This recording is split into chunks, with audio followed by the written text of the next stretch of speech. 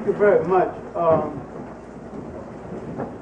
I will give a brief account of what happened to me last week and while I was here. Then I'll go into the lecture because it's a big subject and it's going to require a lot. Now, in Durham, there was a meeting of the Association for the Study of Afro-American Life and History. It used to be called the Association for the Study of Negro Life and History. Richard Moore, Keith Beard, and some other activists, and myself, took about 4 years to make them change the name to Afro-American Life and History. Now that we know there's no Fro in Africa, we're starting again, make them change it again to the Association for the Study of African American Life and History. Well, I keep minimizing about Africa. Say the whole word, African American Life and History. It was the second conference in the South in recent years. The one in Houston, Texas wasn't that well attended. We were in one of those fancy Hyatt hotels where we had a hard time finding each other. We enjoyed the famous elevator with the lights on the outside and the bad food. The food was utterly lousy. But the food was good at this hotel. They had some brothers and sisters in the kitchen. But the main thing is that the theme of the conference dealt with our culture and how to reclaim our culture. My main aim in being there on the 20th anniversary of the publication of a book called The Crisis of the Negro Intellectual is to do an appraisal of the book and to mention what was left out of the book, the crisis that Harold Cruse forgot, and the crisis that was generally neglected in the role of the black intellectual in the world. And I dealt with the crisis that began in Africa about 1700 BC, when there were some visitors to Africa called Hebrews, later called Hebrews, now called Jews. And what they learned in Africa, what they put down from African texts, and what we still believe without examining the original text that they took it from, we take their word for what they saw as against going to Africa and looking at the original copies. We're looking at the carbon copies of our own spirituality in the years before anyone called it a religion. When, in my opinion, this was the greatest spiritual period in the history of man, was before Judaism, Christianity, and Islam. Because this was the area of the time when they created the information that was copied in order to make these religions. And when the African concept of spirituality was the worship and the acceptance and the praise for all things that live, and believe that the spirituality of the God was in all living things. You didn't necessarily need a temple or a church. You want to pray to the wind. God was in the wind. Pray to a cockroach. God was in the cockroach. Pray to a tree. God was in the tree. God was in all living things. There was a sense of spirituality. Then there was a respect for the humanity of all things based on the fact that all living things, not just man and woman, was a part of the totality of humanity. That was a period in history we've forgotten principally because we have failed to produce great scholars of the Bible. And we need to produce scholars of everything that touches our life. We need to have an authority on it,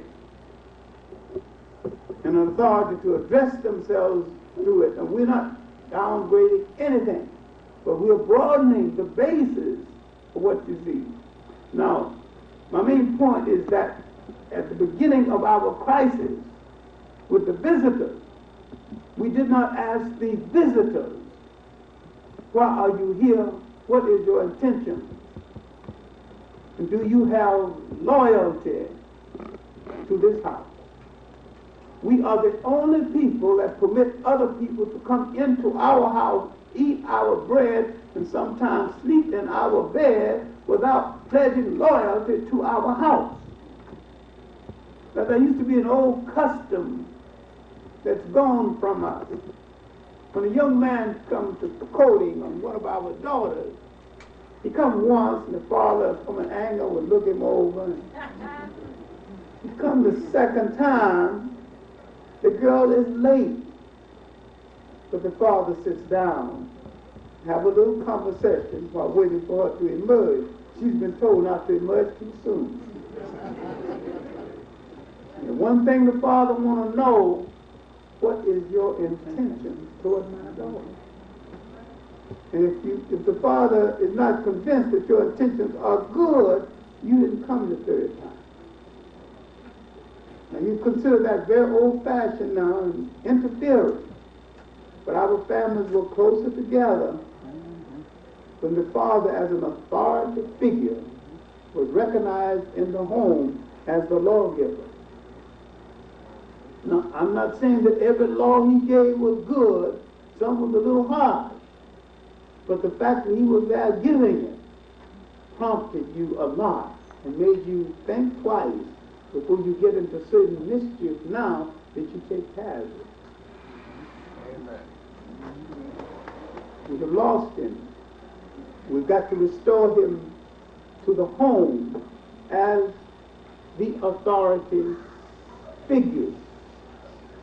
Now, the point that I was trying to make is that the visitors got shelter, homes,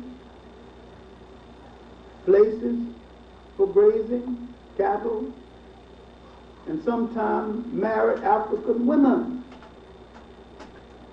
And sometimes, including one called Hagar, that we won't get into right now because this is not what the lecture is about.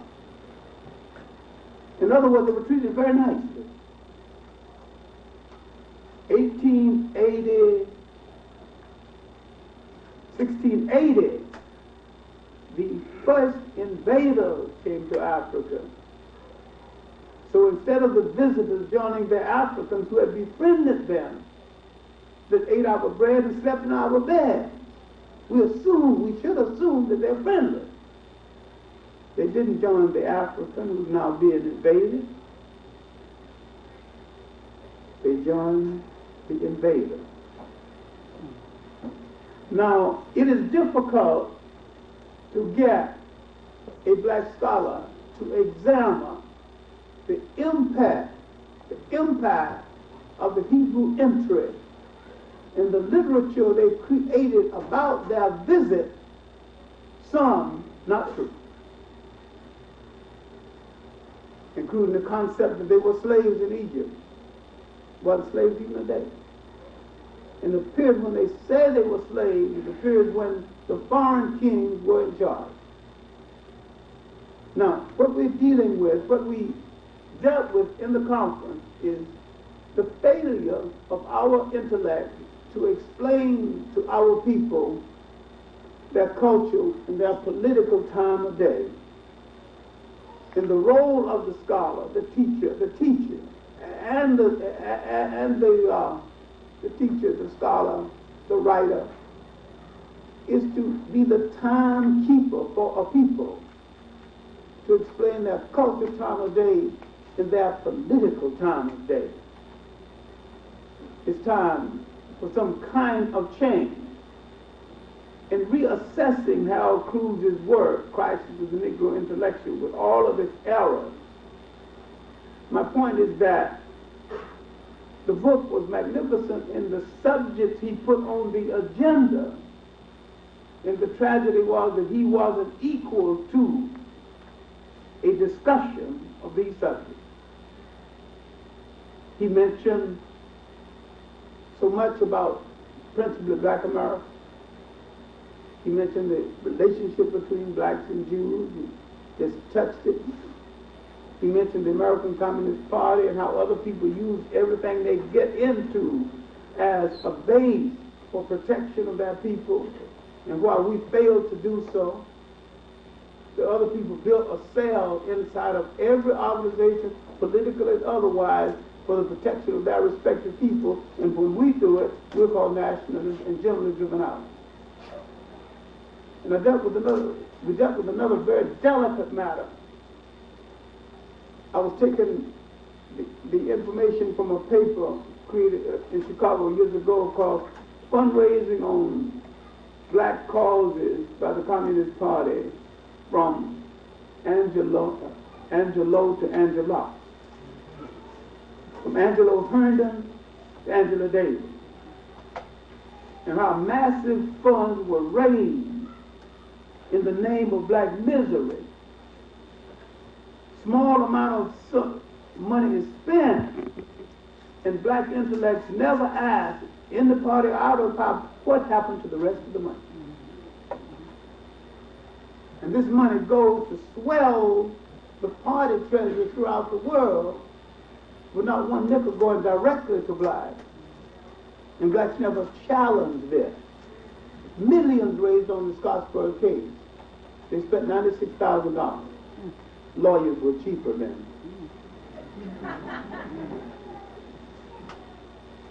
Angelo Herndon case, more millions. Angelo Herndon was let off, let the president from spending even more million. He's still alive in Chicago in real estate. I guess most of you are not old enough to remember these cases. Millions on Angela Davis case. Millions. I was in East Germany, one evening the children contributed $53 million, $53,000. The children. They spent $500,000. Must have raised about $30 million throughout the world. Now, our intellects are someone supposed to ask, what happened to the rest of that money? Why are we so good in giving money to other people's cause in the community we could build 3 colleges with? Why are we so naive? And why are we so reluctant to ask questions? That was part of the inquiry as to what it was about. Another panel was on a book called Slave Culture by Sterling Stuckey. And Professor Stuckey of Northwestern mentioned that the only place he sees strong elements of African culture retention is in the Pentecostal church. And without any prompting at all, he mentioned this church, the Reverend Dorcas Church, because they're not just concerned with preaching and praying, they're concerned with social activism. And I was telling Reverend Brown, I said, I wouldn't walk across the street just to see another.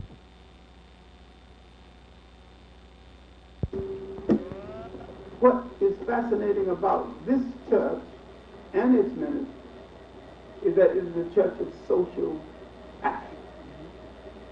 It goes beyond praise into involving the people in the community, into injustice that's being done to our people all over the world, both in Africa and here, but especially here. Now, Jesse Jackson was having his Rainbow Collection in Raleigh, 20 miles away. And I did not go.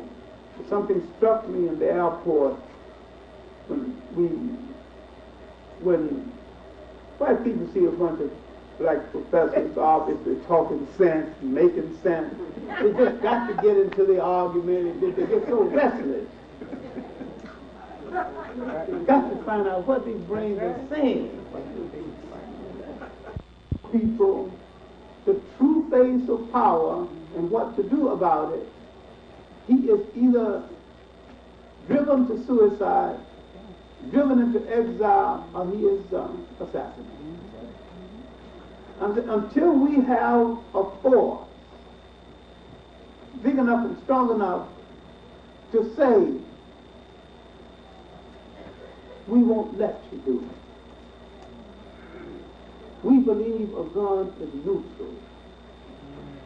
It will shoot just as fast with my fingers as yours if I pull it just as fast. You made your decision. We made ours. Now, I'm not advocating violence, please understand me. But I'm saying that all people must have some form of protection, or they're forever preyed upon by other people. Okay, now for the lecture. We're talking about that period after the Civil War, the period called Emancipation. While emancipation was in the air of the world, we need to talk about another emancipation that came 30 years before that a lot of people still misunderstand. The emancipation of the slaves in the Caribbean. Their emancipation was a fake. Our emancipation was a fake. Only one fakery came a little later than the other. They still misunderstand their emancipation. We still misunderstand ours because neither emancipation emancipated anyone. Slavery was not abolished.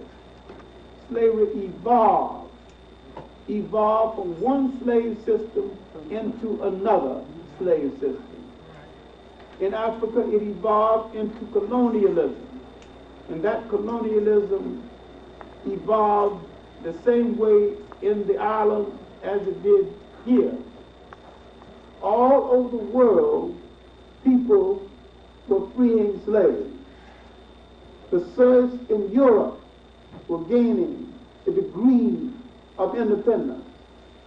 And so the freeing of people in the name of emancipation was a global matter, a global matter.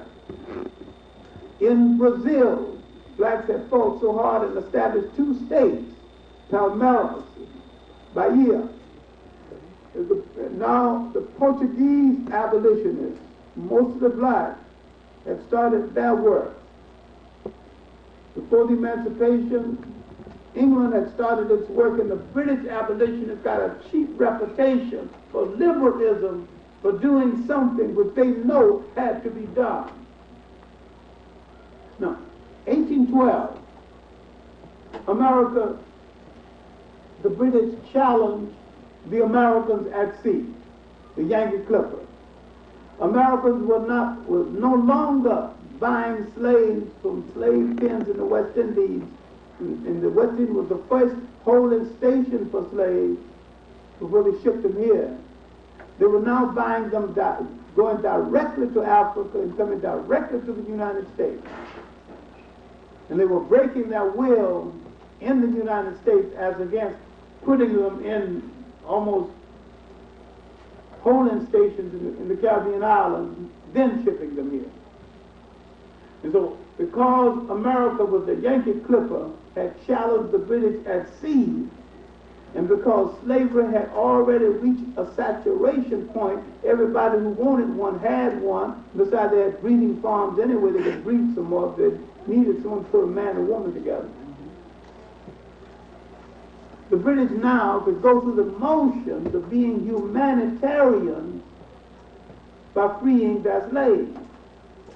The slaves in England were freed and sent to Nova Scotia and Sierra Leone and parts of the west coast of Africa. In the customary British sense of humor, they found 2 shiploads of British women that they didn't particularly need, ladies of the evening or the night or whatsoever. Ladies with no visible means of support and no husbands. They loaded them on a ship and sent them to Sierra Leone. This is the origin of the Sierra Leonean Creole. And so they got some of the women broke, and a story is told, not broke but drunk, a story is told that on the ship one morning a lady woke up. She knew she was married, but she couldn't quite remember which one of the Africans that she is married to. And she went around asking which one of the, and she used that word, am I married to? Until she finally found it. Now, on the eve of the independence in Sierra Leone, the Creole party was about to come to power. Then they blew the deal by talking too much. They kept saying to the leader of the black party, the leader of the Creole party, saying that I am a Britisher. I am of British descent. My grandmother was an English woman. And so the leader of the black party said, now shut up. Mother was a whore. Everybody knows that. And that public quip that would have started a duel in England killed the Creole party in Sierra Leone. Killed the effectiveness, because the blacks in Sierra Leone remembered now that they had privileges and they had the economy of the country in their hands, but they made up their mind they wasn't going to get the politics. All right, now, after the War of 1812, after the fakery of British abolitionists, Granville Sharp, Wilberforce, after Granville Sharp had met Equiano, the African, one of the finest of the African slave narrators, whose book on his experience as a slave is still worth reading. They call him, Equiano was his African name. They call him, his English name was Gustav Beasley. All right, well, it's not difficult to get his book. It's in paperback, the self-paperback editions of it, you know. All right. He wrote well. But Wilberforce, the great liberator, great Christian, said that he could not put his hand in the hand of an African or a black person and call him a brother, though the African person was a Christian. Equiano was a Christian. Wilberforce was a Christian. Now, the idea is to point out the utter fakery of the British abolitionist movement. Now, the American abolitionist movement had a lot of fakery too, and a lot of paternalism. So now you have, as a preface to the beginning of freedom, paternalistic whites who went through the motion of helping when all they were doing is controlling. And Frederick Douglass had to challenge this and get Freedom's Journal underway, and North Star, in the famous editorial, first editorial, we speak for ourselves, saying that blacks have a right to speak for themselves.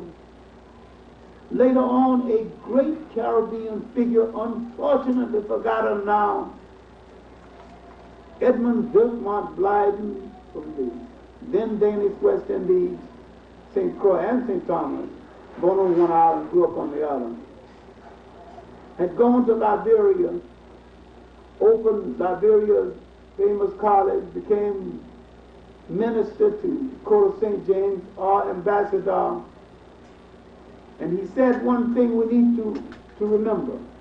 Africa's right to be wrong in Africa is sacred.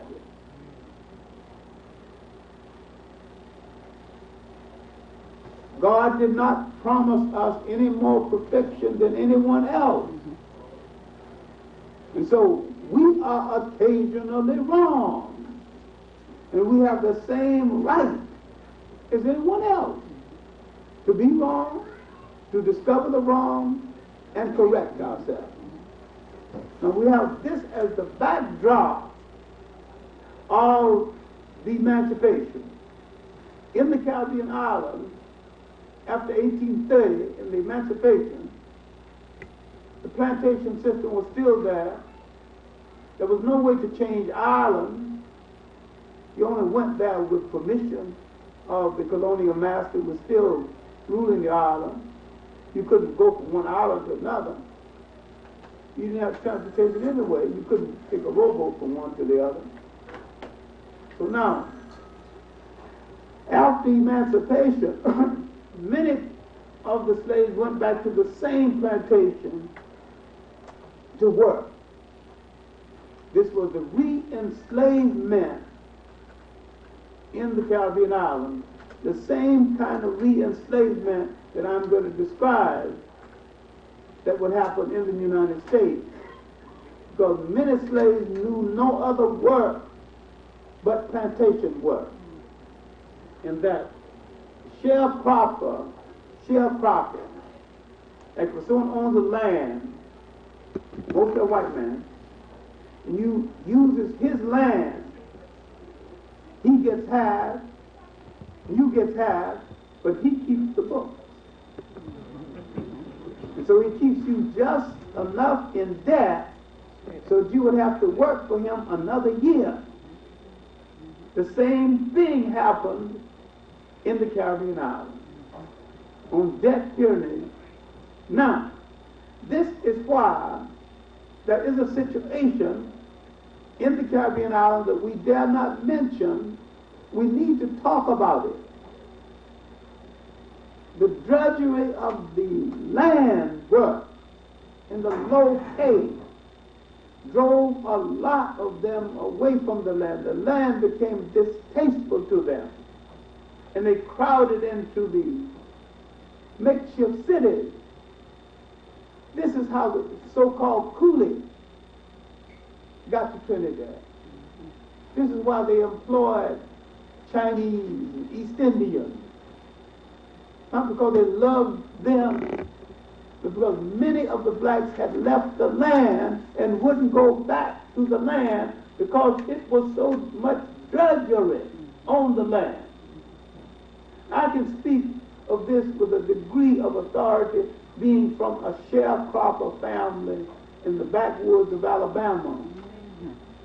And I know that this is a way of death. You can work yourself.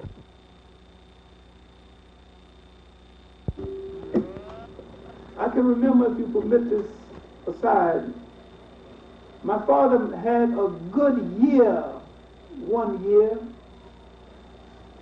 the best year of his life. He cleared $196, raised 7 bales of cotton, raised their own tobacco, and the total money was $196. Now, in the army, because I was somewhat of a wheeler dealer, I'm always willing to confess my sins because I haven't done any that can't be told to a child anyway. I haven't done any big sinning. Can't kill nobody. And I married all the ladies who had children by me before they had the children.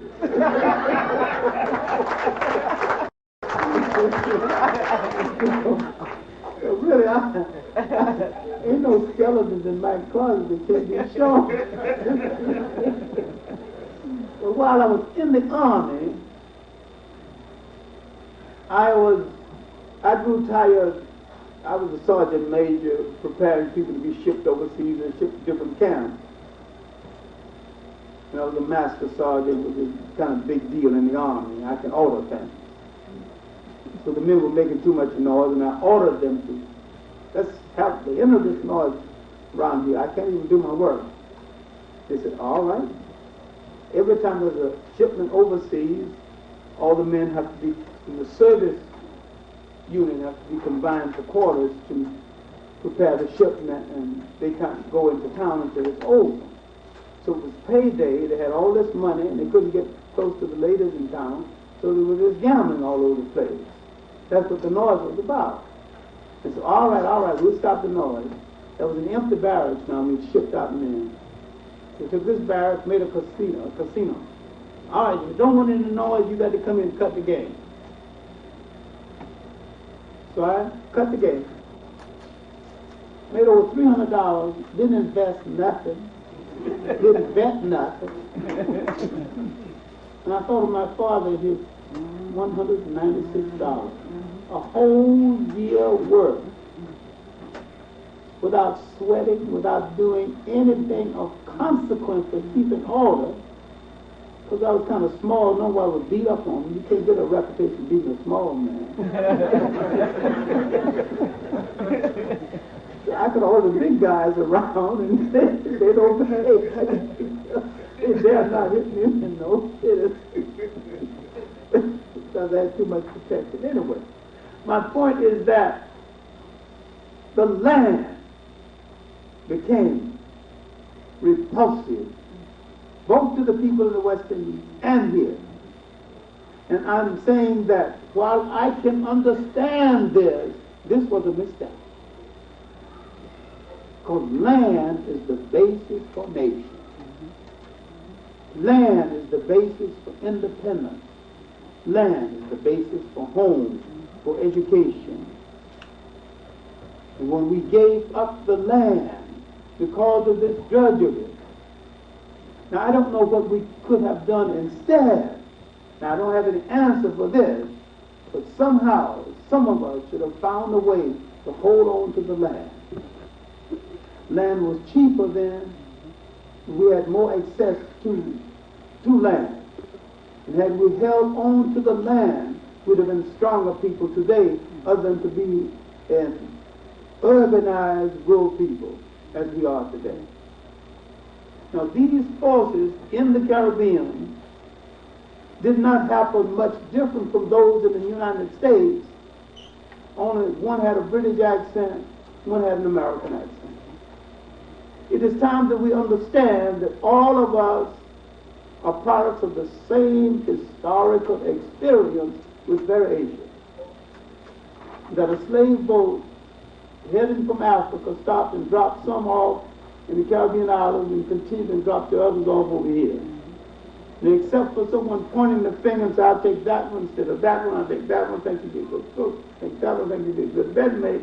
Any Caribbean person could be an Afro-American, any Afro-American could be a Caribbean person. Any. So there's nothing to apologize for and there's nothing to celebrate. Nothing to boast about. All right, now, each one of us had to adjust to what we had to do in order to survive given those circumstances. All right, now, to the heart of it all. After the Civil War, after the death of Lincoln, no one exactly knew what to do with us here in the United States. Lincoln had some basic plans. They looked them over, used some, discarded some. There was a President Johnson, maybe one of the dumbest presidents who ever been in the White House in the Valley Reed. He didn't have enough intelligence to change things around. So if you showed him a plan, it got used because he didn't have a better one. Besides, he couldn't even write out a plan anyway. He was almost impeached except for one vote. He was so inadequate. So now came into power the Freedmen's Bureau, the Freedmen's Bank, and the government had allotted sums of money to help the newly freed. But something else more important, many of the newly freed had the vote. The franchise now would give him a degree of power. The party in the South, in power during the Civil War, was not then allowed to run for public office. So now, new people not associated with the government that brought about the Civil War came to power. There was a coalition between the newly freed blacks and the more alert whites, poor and medium poor and partially upclass. But basically that class that had been out of power together with blacks came to power. Now, although there was a lot of propaganda about what happened during the Reconstruction, good laws came out of it because neither the blacks or the poor whites had any money for private schools. So both of them put their energies together and literally created the public school system in this country. So some good was coming out of it. I say the best book on the subject is W.E.B. Du Bois' best book from the point of view of writing. And maybe his most important book from the point of view of structure. The book called Black Reconstruction. And Du Bois said that this was the celebration of a new era, an attempt to appease the wrong of so many years. Now, I personally think he was too enthusiastic because the whole thing was going to be set back and we would be back into a form of slavery. But he did write exceptionally well, and he wrote with great hope that the emancipation would be in what it was intended to be. All right, now, there came to power now blacks in politics and whites catering to blacks to get their vote. And the favorite phrase of some whites coming among blacks, you know me, I'm a good white man, I had a black mammy as a nurse. Some of them did, some of them didn't. But that was supposed to tug at our heartstrings. The fact that a black woman raised them and nursed them. But that's nothing new. Black women have been nursing white babies to compensate for the flat breasts of white women down through the years. Big deal. Alexander the Great wet nurse was a black woman. That was the mother of Cletus Niagara, who was the general who was Alexander's tactician and artillery commander. He was the ruler of a small African nation for a while. So there's nothing big about that. And in the South, most of the Southern women had been raised by black women. The black women taught them that basic man, taught them how to think and get to a compromised situation. You know, you can't have, just think. No man would possibly take advantage of a woman after she faints. He's been, I don't know.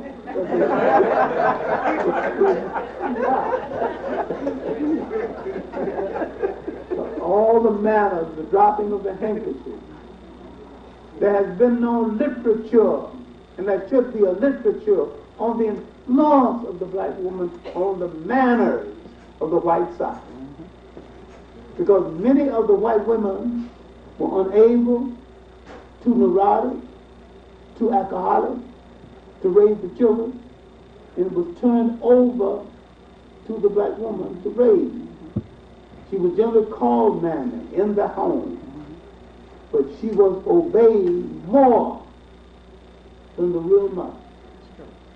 And she was literally the wet nurse for many of these women who didn't have enough breast, to have enough milk to nurse the child. This is the years before formula. And so she had a major influence on the South. And we still are misinterpreting her because we listen to white sociology about the dominant black woman, you know, taking over the manhood. That's a whole lot of nothing. But we have always had, down through the years, women of strength, of character, and courage in our life. It's nothing new with us. We never thought they were a challenge to our manhood. In fact, they made our manhood. And they did not usurp our manhood. And most of them that knew, and that was most of them, respected our manhood. I'm talking about the change now in mores after emancipation. In Texas, where they kept the news away from blacks, while the emancipation came in January, they did not even learn about it until June the 10th of the following year. This is why there's a black holiday. The only black holiday in America is in Texas, called Juneteenth. Now, forces are put into action, especially that rose in the South, an elite, a light-skinned elite, not because they were light-skinned, but in the Carolinas, in Maryland, some of the border states, the white fathers of these children did something they didn't do later. They staked them for an education. They educated the child. Sent some of them to Edinburgh to medical school before emancipation. This is why you can understand the character Gideon in a novel by Howard Fast, who had gone to Edinburgh to study medicine and came back to the South. Now the interrelationship of one to the other. Now some of these whites would persuade other moneyed whites to put together funds for a school. Shaw University was really started for mulattoes. And a large number of them were in the Carolinas, large number of them are there now. This explains, the explanation is needed, why most of the Reconstruction politicians were of light complexion. It wasn't of light complexion because they just said, we got to rule, nobody else got to rule. They were light complexion. To be a politician, basic education. This went on for a generation before a comparable number of blacks would ascend to public positions.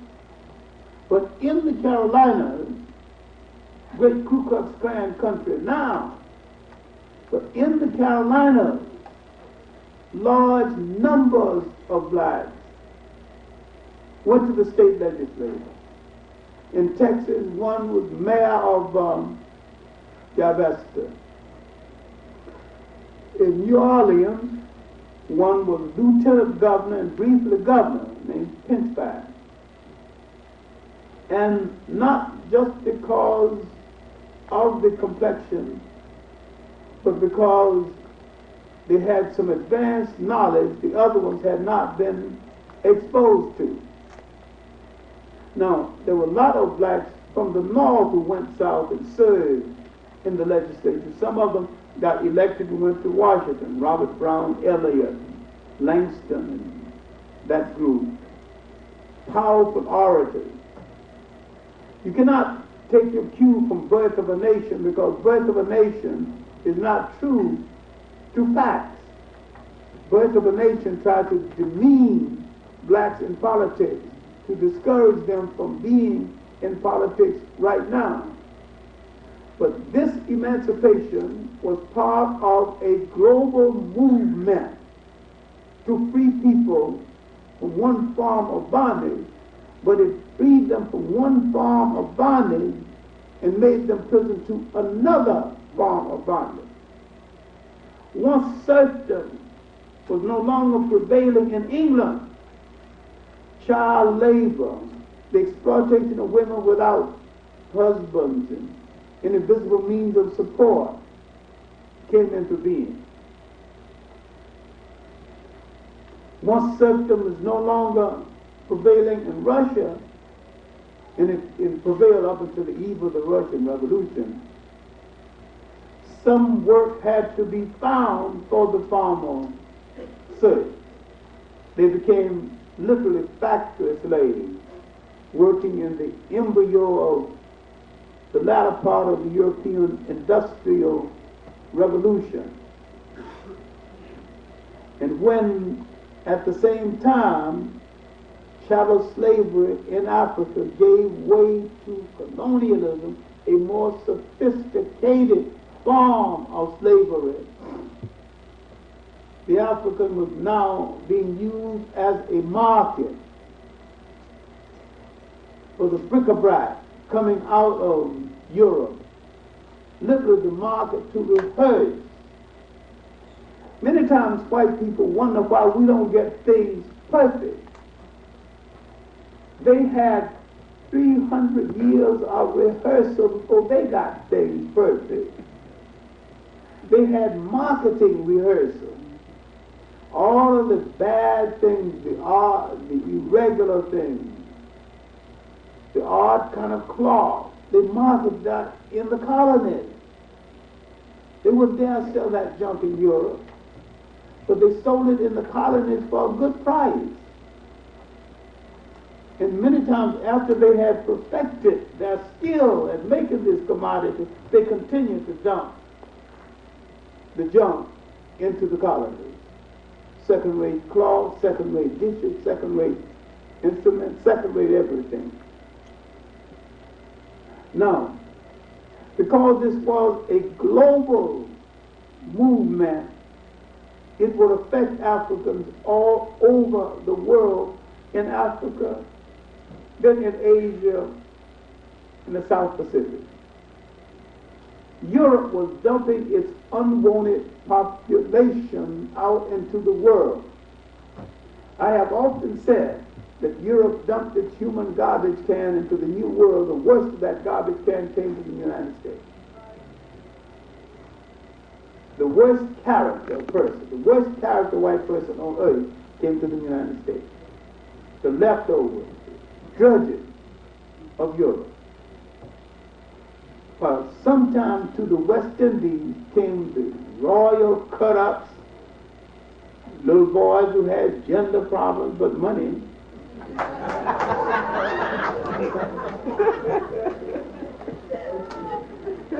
They were aristocrats, and they went through the motion of being men, although they had some questions about whether they were or not. And other whites, to save face, did not permit those confused whites to wallow in the dust and disgrace himself in front of the blacks. So every white was assigned the role of upholding the supremacy, so-called, of the great white race. This is why the poor whites who came in to the Caribbean islands, many times who never had any land in their life, got land, got status, because he could not be seen or afford to be seen doing the common labor of the blacks, because that would reflect badly on all of the whites. All right, now, in this period, we call the Emancipation period, the Africans understood quite well that it wasn't emancipation for them. And they continued the colonial war. In Jamaica, another war occurred after the end of the Jamaican slave revolts and uprisings. More uprising happened in Jamaica than any other island. You might remember we're asking the question, why then didn't Jamaica become independent instead of Haiti? You dealt with the method of the uprising, the time of the uprising, and the fact that when the Haitians rose up and revolted, that fool Napoleon had tied up so much of the French military in his stupid walls, they couldn't release a first-rate army to put the Haitians down. But the British could release a first-rate army to put the Jamaicans down. Besides, they had a pretty good army on the scene and didn't necessarily have to send one. And they had recruited a large number of blacks. And they began to play the color scheme in Jamaica. In 1850, and this is well documented in a book written by a Jamaican scholar that I was talking to only a few days ago, Mavis Campbell. A book called A History of the Jamaican, a social history of the Jamaican colors, 1850-1885. Because 1850, the Jamaican colors went to the British for a deal. They told them, if you give us special treatment, the vote and some constitutional rights, you have to worry about the blacks, because we will protect you from the blacks. The British didn't buy it. Then the British began to see the wisdom of it and began to give the colored Jamaicans special privileges over the blacks. These special privileges, plus the continued British domination on the island, brought on the little-known but very important revolt at Wilmette Bay. Now, this revolt caused a commission to be formed. The British are always good at forming commissions to report, and Mr. Cruse, fire cabinet. So this commission was formed, made certain recommendations. Now the British changed the color scheme, but did not destroy it, creating literally a brown society, almost white society, and a black society at the bottom. And that color scheme remained, and to some extent is still intact. In discussing this with Amy Jakes Garvey, it was 6 months, or less than 6 months before she died, and I was in Jamaica doing some work, and she lives off Bowman Road near the Old Hope. So anyway, she walked me to my bus, and she said that she's part East Indian. A lot of people forgot that. Part black, part East Indian. She has very straight wavy hair, dark brown East Indian complexion. She's a handsome woman, brilliant woman too. And she said that only last week my family told me that the greatest trouble I've had in life is because I married that black man. She married Marcus Garvey. And they did not have any understanding of the meaning of Marcus Garvey. All they were concentrated on the fact that he was a black man, and she was from the brown society in Jamaica. And generally, people from the brown society didn't marry into the black society. And she was bemoaning this, the fact that they never forgot this and considered the marriage a stigma. Now, what the Jamaicans did, in light of the fact that the British would make Jamaica one of the most color stratified of all of the islands along color lines, they would not even destroy it to this day. The best description of this is in a book by one of Jamaica's fine scholars, Rex Nettleford, a book called Mirror, Mirror. And he is excellent because he's a brilliant dancer, one of Jamaica's most famous men, and he is jet black and utterly proud of it. He even wears it so well he flaunts it. Here I am.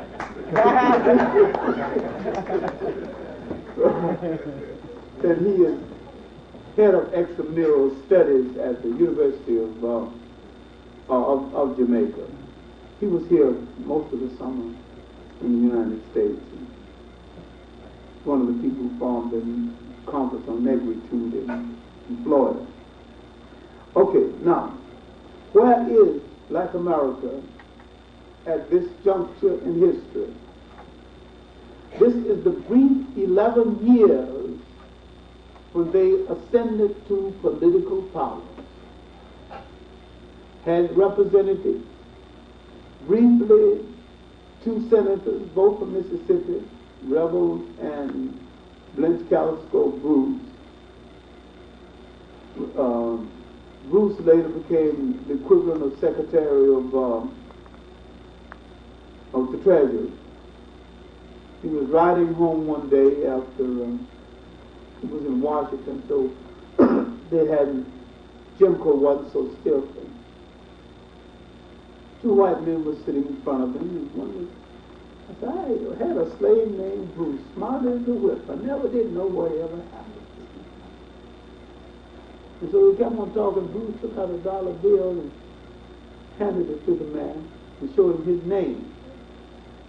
I'm the man that signs the money. That's what happened to him. Now, because we write so little inspirational material for our children, wouldn't that be a decent story for a child? The slave who became Secretary of the Treasury. And yet the name Cruse, James Calisco Bruce, in fact, unknown. All right, now, the tide is rising against the blacks in power. The old Southern political elite pushed out of power, a hankering to come back to power. See no reason why they should be kept out of power because they brought on the Civil War. There's a big fight now to give blacks some kind of security. And this will bring about the 14th, the 13th Amendment, and the 14th Amendment, and the 15th Amendment. Remember, prior to these amendments, we were considered to be 3/5 of a man. These amendments supposed to total citizens, not 3/5 of a man, whole men, whole women, with the same rights. They said it with their mouth and they said it on paper, but in actuality they haven't said it yet. They have not yet said that we were total citizens. This is what is happening. Blacks are trying now to build institutions. Institutions they did not have before. Institutions of higher learning. The independent church, started by Absalom Jones, William Allen, Richard Allen, is flourishing concern now. You got all kind of branches of the independent church. Now you've got the independent church, you got partially independent school, you got the missionary effort in the South, and something else which I've mentioned before, bear mentioning again. The first group of white women in the New England states had finished college. The white man in New England was not marrying her. Didn't know what he was going to say to a woman. He can't say, go to church or go to the kitchen or go to the bed. He can't exactly say this to these college-bred women. He don't even know how to hold a conversation with them. So they were not employed, and nobody was marrying them. Now they began to gather through the missionary societies and the propaganda. They gathered themselves up and made a retreat to the South to teach in the newly formed schools for blacks. The Hampton Institute and some other institutes in the South. This is the famous New England school mom. She began to train black girls almost as though she trained them for a New England finishing school, a kind of education that was totally irrelevant and of no consequence. But the one thing she did know, and what she did serve some good, most of them knew Greek and Latin. And out of Latin, you got the building of the vocabulary. Because there's so many Latin, so many words that interlace, crosses into so many different languages. Latin having to relate to a series of languages, and it's really intellectual lingua franco other than a language.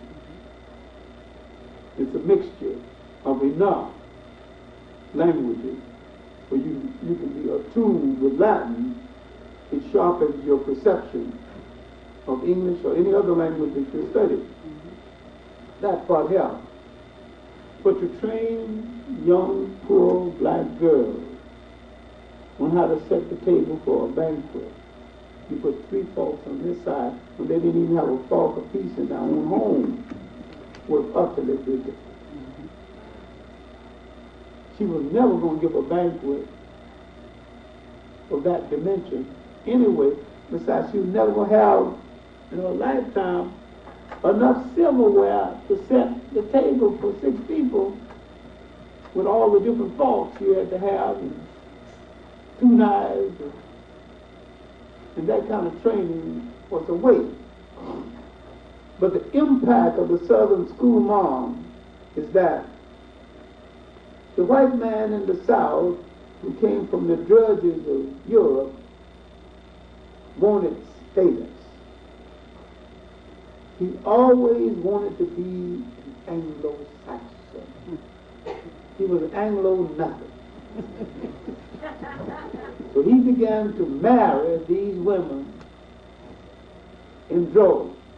Some of them became Southerners. Some of them went back to New England. Some of them came back to the South and died. But they did have an impact on black education. Now, while this impact was spreading through the education of Africans in the South, other events now taking place. Many of these women who became Southerners also became bigots, and became people who justified what had happened to the blacks based on the Bible, which is the poorest way to justify anybody's enslavement, because if anybody thinks the Bible justifies slavery, then you read it wrong. But all right. But now, blacks are reaching their heyday in Congress. 2 senators, 23 members of the House of Representatives at different times. The South is regaining its strength. Now there's horse trading between the Republicans and the Democrats. The Southern Democrats have not been powerful prior to this period, because this was basically a Republican country up until then. Lincoln was a Republican. So now, it came the election of 1866, 1874, 1875. The South was propositioned, if you throw your weight, your vote toward children behave, then we will pull the troops out of the South, the federal troops, and let you handle the Negro as you see fit. This was the great betrayal. Rayford Logan has written an entire book on it called The Betrayal of the Negro. We never could get Rayford to stop using the word Negro, but that's, he's gone, he's dead, he's gone. He lived 86 years, so nobody got nothing to worry. Weep about it. It's a long time. All right, now, during this same period, while forces are gathering in our favor, forces are gathering against us, we have a congressman and a senator, white, on our side. Sumner Thaddeus Stevens. Sumner said, give the Negro the vote and let him make his own freedom. Thaddeus Stevens said, give him 40 acres and a mule and let him make his own freedom. Didn't get 40 acres, didn't get the mule. But that began to develop in Congress a method of blocking the effectiveness of both Sumner and Thaddeus Stevens. And finally, they caught Thaddeus Stevens on what they considered a moral error. Thaddeus Stevens has been living a long time, and they discovered that he had low these many years of black history. He didn't deny it. The only difference is that I've got one and own up to it, and the rest of you got one lying about it. That didn't help his case in it, because I guess those who fought against him hard is those who had one and didn't want it to become known. At the same time, a novel became popular written by William Wells Brown, the first black novelist, Clotel, the President's Daughter, about the mulatto daughter of Thomas Jefferson. I haven't seen many white Jeffersons in my life. In fact, I don't know any. There may be some. I haven't seen too many white Washingtons in my life. But nearly every person I know who called Jefferson is black. And I met several persons who said that they were descendants of one of these Jefferson offspring. That may not be here or there, except that laws were made to keep the offsprings of these white men out of public conveyance. Now let's look at the cruelty of it. Some of the same white men who sired them came to political power and participated in legislation which denied his children the right to ride on the speaker. Now we see it setting in. And where this reached a point of utter ridiculousness was in the Carolinas. That you still see a large number of the descendants of these very light-skinned blacks. They came to power first during the Reconstruction because many of them had at least basic education and could handle themselves in legislative situations. based on that, not just because they were light, but because they had some of the educational requirements to do certain basic jobs. Now, during this period, we suffered a great loss.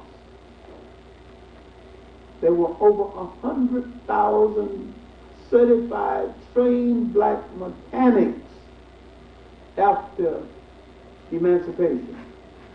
At the end of the century, only 6,000. What had happened to them? To maintain your skills, you must be trained on the equipment that is used. You must be up to date on the equipment. When a new piece of printing equipment comes out, you have to work with it. Otherwise, your skill becomes obsolete. All of this is happening. 1874, 1875, the betrayal. The Southerners pulled the troops out of the Northerners pulled the troops out of the South. This made possible the Ku Klux, the rise of the Ku Klux Klan, the Knights of the White Camellia, and other bigoted organizations, scientific racism, racism in the textbook, racism using the Bible as a justification for its existence. Whites became tired of trying to communicate with a multiplicity of black leaders. Finally, they decided that they would create one. There was a tall, lanky, brilliant teacher trying to put a school together at Tuskegee. Came from Morgan, found a bunch of sleepy buildings and students with lethargy, no enthusiasm. He found them poor, many of them barefooted. He began to teach them. Many of them had walked across states to come to Tuskegee and walked off their shoes. He began to find shoe repair shops. Later, famous Tuskegee Cooks and Bakers School began to emphasize home economics. Whites wanted us to stay in our so-called place, so they began to support Booker T. Washington, began to give him money over and above anything we had. And this was a new era in our life. The period of the emergence of Booker T. Washington. Many white philanthropies, the Rockefeller, the Spencer Tracy's, the Harrimans, the former governors of people, the Vanderbilts, who didn't give a great deal, railroad magnates. They made so much money they couldn't count it. And they had no public presence because most of them were thieves and thugs. They wasn't being invited to any party. Nobody was taking their pictures. They had even clothes ordered from Paris and had sent their daughters to Switzerland to have themselves at a bank, and Papa wouldn't know what fault to pick up. They had no social graces. Finally, they wanted to know, how do they get accepted? And someone told them, you give something. You give to charity. Some smart man said, give to the Negro. That will get you more publicity.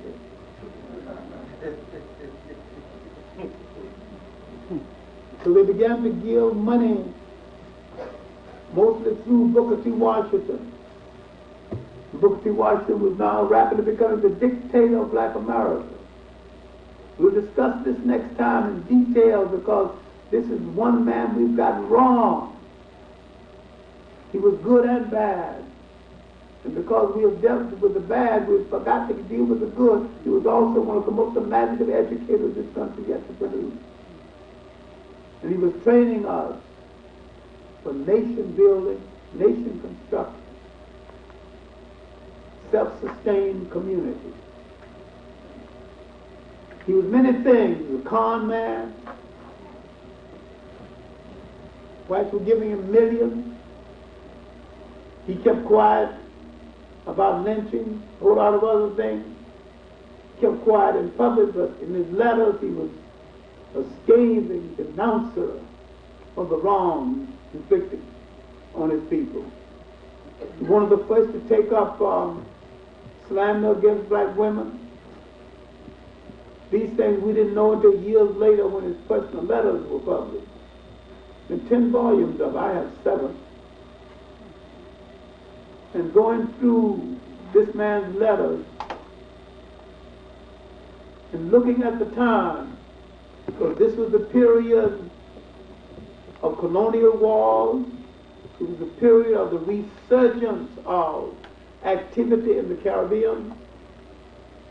It was the period when Africans were asserting themselves for independence and not going to conferences in London under the chandeliers, but going to the battlefield and fighting it out. A period before the emergence of the missionary type Africans who began to appeal to the good graces of their European colonial masters. It was before this period. It was the period when black men were facing reality. The period when a great bishop emerged, Bishop Henry McNeil Turner, so dynamic. He would mount an American flag in his pulpit. And before he started his sermon, he would go 15 minutes of rage. This flag ain't nothing but a rag. And he would preach against the flag for 15 minutes before he started his sermon. Period of emergence of Bishop Turner. Frederick Douglass would die the same year Booker T. Washington would make this famous Atlanta speech. A little later, the great mind of the Caribbean, the finest of the Caribbean thinkers, Edmund Wilmot Blyden would be there. The mountain men of the 19th century were going. A new kind of leadership was now began to emerge. But one man stood astride the life of black America in such a way that the social history of the period from his Atlanta speech to his death in 1915 is the social history of a people in their reaction to that man. A young man from Great Barrington, Massachusetts, was at Harvard now, writing a great PhD thesis, still worth reading, the suppression of the slave trade to the United States. This was W.E.B. Du Bois. In faraway Jamaica, a young man was born 1887. He would grow up and be Marcus Garvey. Things of the 19th century going, but the men of the 20th century are getting ready. Garvey is growing to early manhood. The great journalist T. Thomas Fortune is still functioning. A brilliant man in Boston who's going to be the real opposition to Booker T. Washington just began to emerge. William Monroe Trotter, called the Boston Brahmin, because he was an upper-class black, almost white, but with more commitment and spirit than the blackest of the blacks. Editor of the Boston Guardian. He said that he could have been anything. He could have passed for white if he wanted. He could have done so many other things. He said, fate has chosen me to participate in the delivery of a people. And that he did. He admired Booker T. Washington, but didn't think Booker T. Washington was strong enough, thought that we should have an alternative to Booker T. Washington. Not just Booker T. Washington alone dictating to all black Americans. We should have many men and many choices He was mainly right, but the real opposition to Booker T. Washington did not come from W.E. Du Bois. It came from William Monroe Trotter of Boston, who fought him down to the end of his life. And when Booker T. Washington began to have a change of heart, and began to call black men in that he had tried to destroy, one of those he called in was William Monroe Trotter. Monroe Trotter had broken up his meeting and gone to jail in Boston. But Monroe Trotter said, thank you for the money. It's going to save the Boston Guardian.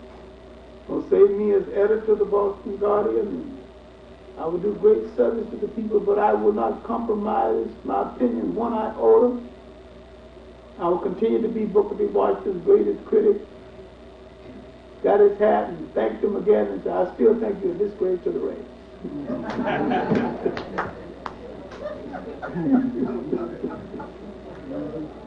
He just didn't think Booker T. Washington was strong enough. And he thought that we should have some other choices other than Booker T. Washington. The next lecture is going to be called the Booker T. Washington era. That period from 1895 until his death, 1915, when we came into the 20th century. Because it was not just we in the United States, it was we all over. It was the blacks in South America, the blacks in the Caribbean, and in Africa, the end of the great colonial wars. However we did in the 20th century, we came fighting, screaming, protesting, and demanding into the 20th century. Thank you.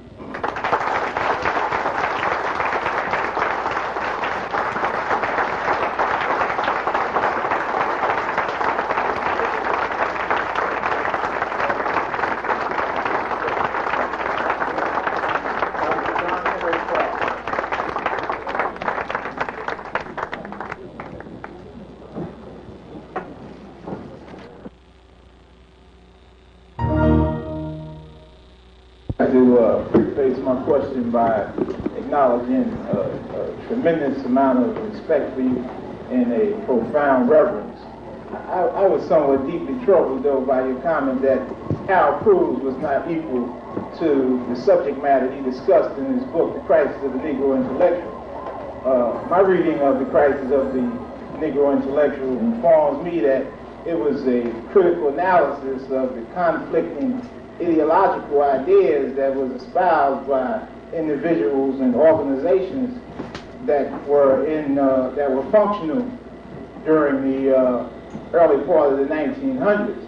And in a very respectful way, I was wondering whether or not your criticism of Harold Cruse and that statement that you made that he was not equal to the subject matter discussed in The Crisis of the Negro Intellectual was influenced, was colored by his criticism of you and your association with the white left. Well, his criticism of me was mild in comparison to that of other people.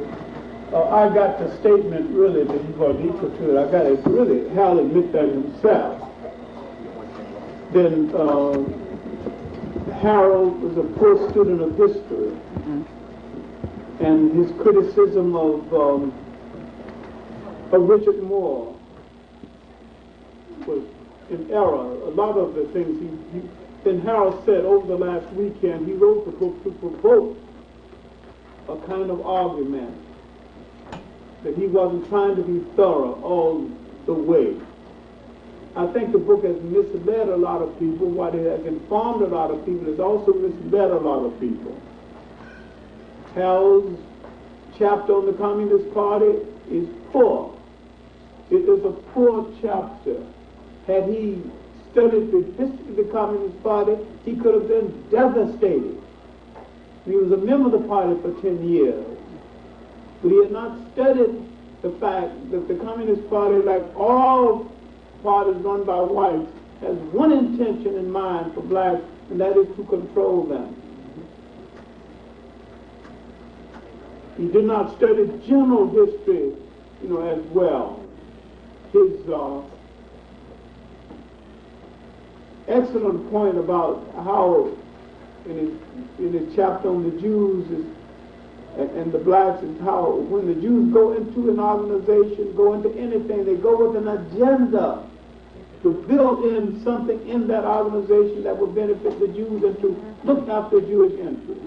They do it just as much on the left as they do it on the right, and that we fail to do the same thing. And a good point, but he didn't take the point as far as he needed to take it. And I thought his chapter on the 19th, the attempt to look at the 19th century black was bad because he had not read the basic literature on the 19th century black. I thought his criticism of the left, of the black intellect could have been even better had he understood what went wrong in the life of an E. Franklin Frazier. Why E. Franklin Frazier became a good sociologist instead of a great sociologist. The influence of Robert Parks and his black students. This is a white man that told all of his black students, we lost nothing in Africa. We were new people remade in the United States. We need to be bothered with Africa.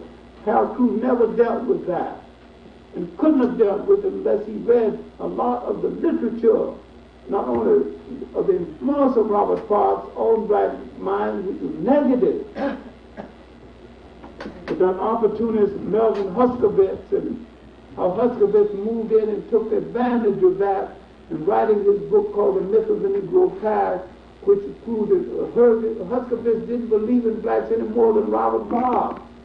But Huskovitz saw an opportunity and an opening to endear himself to blacks at the expense of this negative white man. People play games with us and play games with our culture. Hal just didn't dig deep enough, and I hold to my statement, he was not developed enough to take the subject to its ultimate conclusion. And over the weekend and in the conference with him, he admitted that. All right.